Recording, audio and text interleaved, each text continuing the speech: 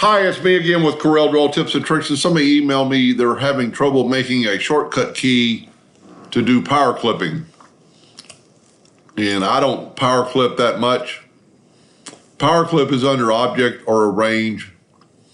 It is right there. So what you need to do, and I think what his problem is, he was trying to relate to what he was doing, and I think he's just picking the wrong power clip. So go to Option and Customization. Go down to Commands, and under Objects, there's two power clips.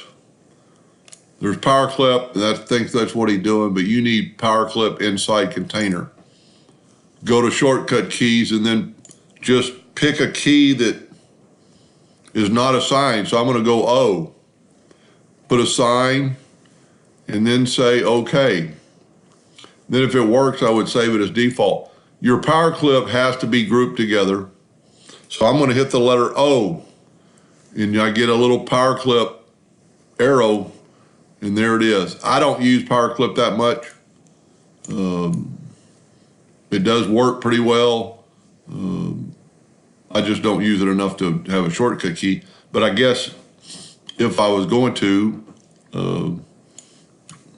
it would help. Anyway, and you can make a shortcut key for any command there is, if you think it's going to save you time.